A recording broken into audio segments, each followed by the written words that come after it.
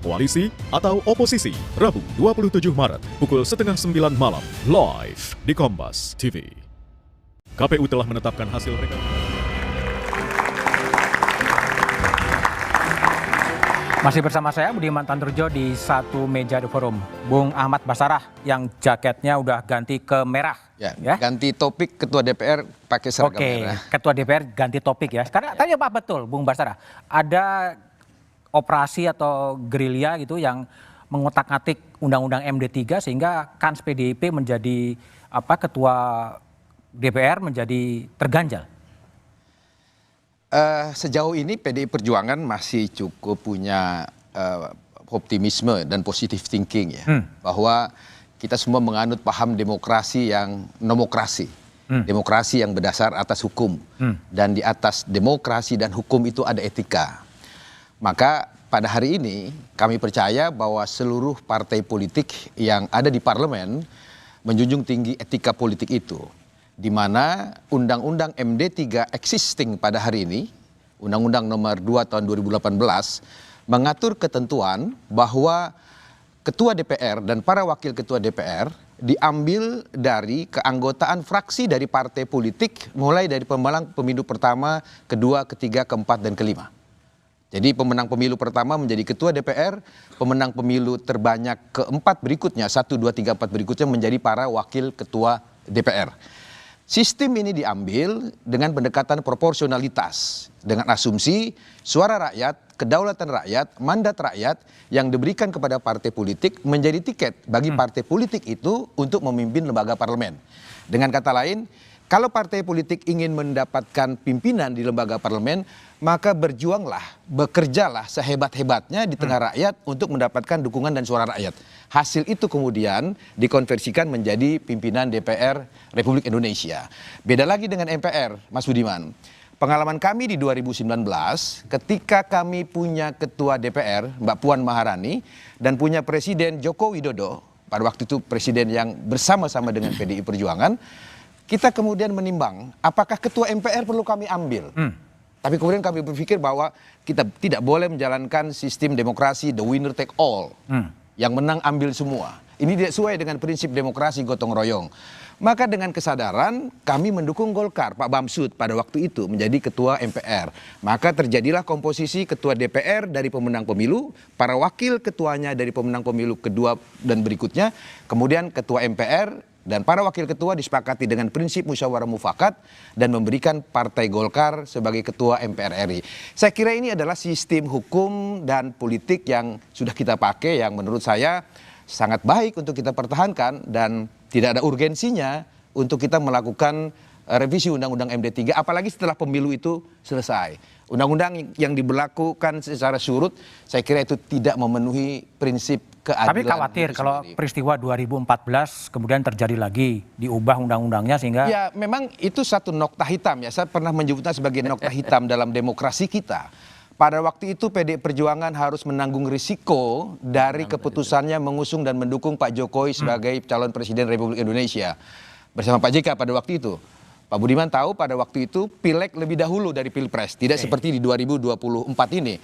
Pada saat Pileg pertama kami menang pemilu pada waktu itu, kemudian baru Pilpres. Setelah kami menang, kemudian blok kerjasama politik yang waktu itu disebut dengan Koalisi Merah Putih, kami menyebutnya dengan Koalisi Indonesia Hebat, kemudian mengusulkan revisi Undang-Undang MD3 dan merubah sistem pemilihan Ketua Dewan dari yang otomatis dari pemenang pemilu menjadi pemilihan dengan sistem paket.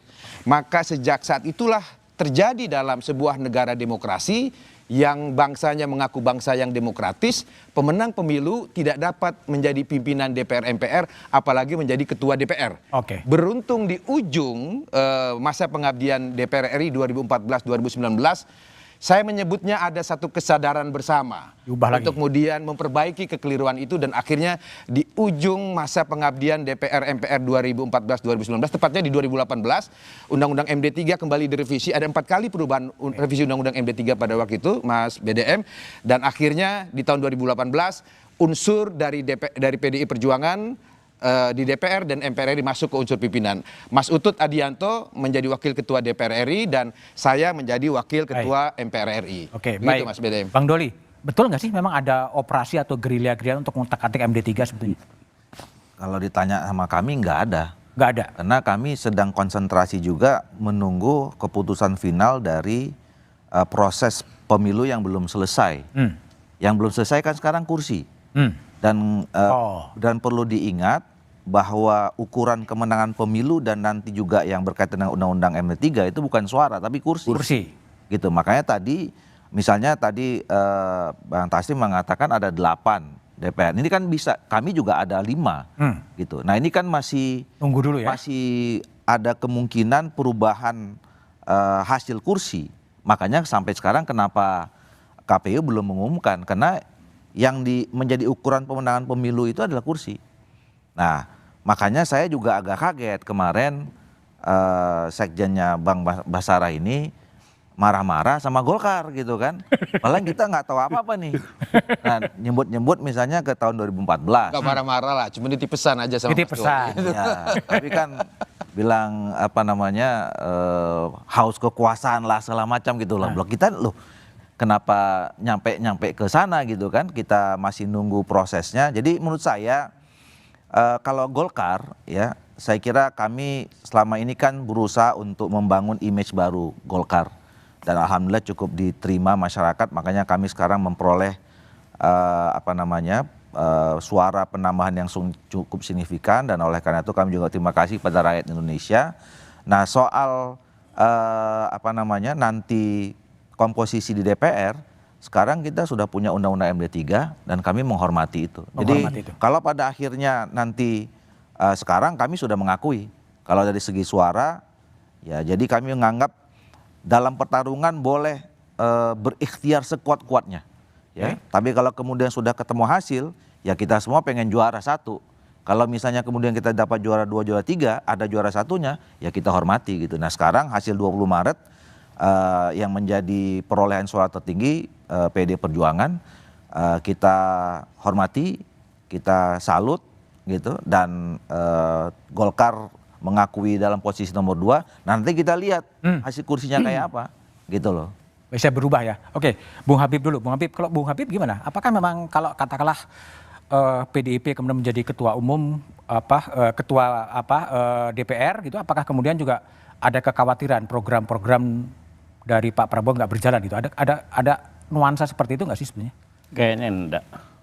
Jadi kalau saya lihat soal MD3 ini yang berkembang kemarin hangat, memang dinamik, sangat dinamik, dan selalu adanya muncul pas selesai pemilu dekat-dekat pengambilan hak kekuasaan di parlemen. Ini biasanya kayak gitu. Namun setidaknya ada 3 hal yang akan mengaruhi proses pemilihan pimpinan soal revisi undang MD3 ini. Kemarin itu menarik ketika MPR semua ada wakil ketua. Ini kayaknya menarik nih kalau kita cuma 8 semuanya wakil ketua MD3-nya diganti. Di DPR ya? Tidak cukup 5 gitu. Jadi sampai periode kelima. Jadi biar aja sampai ke 8 jadi wakil ketua DPR semua, misalkan PDI pimpin atau PDI masih pimpinan, kita kebagian semua. Nah, itu lebih. Jadi wakil ketuanya 7 ya?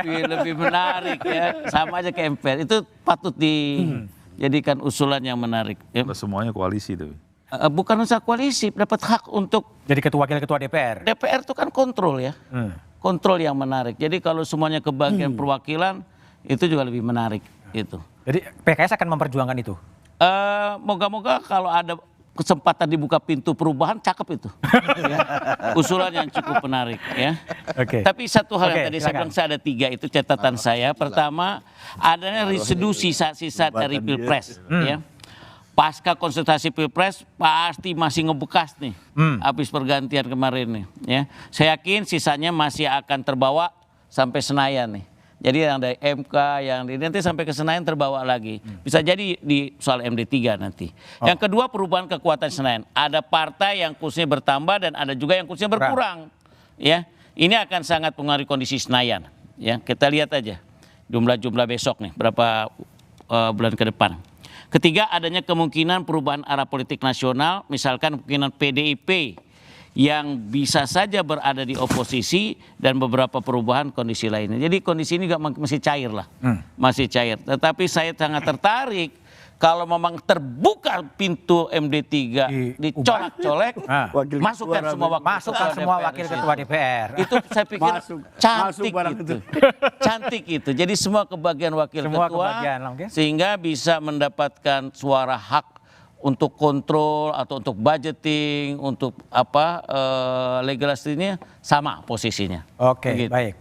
Bung Wiyadi, jadi kalau memang katakanlah terlepas Bang Doli mengatakan kursi DPR-nya seperti apa, kalau katakanlah PDI Perjuangan kemudian menjadi ketua DPR, kekhawatiran dari Pak Prabowo apakah program-programnya nggak jalan atau gimana sebetulnya? Saya kira itu tidak menjadi suatu permasalahan karena bagaimanapun juga memang DPR ini kan parlemen yang memang mengontrol pemerintahan dan siapapun itu tidak ada suatu masalah bagi kami. Ya kan, bagi Pak Prabowo. Dan kita juga melihat bahwa apa yang sudah terjadi saat ini adalah suatu sistem demokrasi yang cukup sehat bagi kita semua. Jadi kekhawatiran itu tidak ada karena bagaimanapun juga kan dari awal sudah disampaikan bahwa Pak Prabowo memang berteman dan kita dari Partai Gerindra juga di DPR kita berteman dengan semua. Jadi dalam sistem parlemen dan kita juga dengan di DPR saya kira komunikasi cukup baik dan ini merupakan modal daripada bagaimana pemerintahan ini bisa berjalan dengan lancar. Jadi itu siapapun yang menjadi ketuanya bagi kami tidak ada masalah. Dan mungkin juga bagaimanapun juga Pak Prabowo kan selalu menganut bahwa satu musuh terlalu banyak, 1000 teman terlalu sedikit. Nah ini kan kalau kita semuanya berteman kan kita bisa menjalankan daripada program-program pemerintah itu tidak menjadi sesuatu hambatan. Oke, baik. Memang ada isu soal MD3 tapi juga ada isu soal hak angket, ada juga transaksi soal kabinet. Kita bahas setelah jeda berikut ini.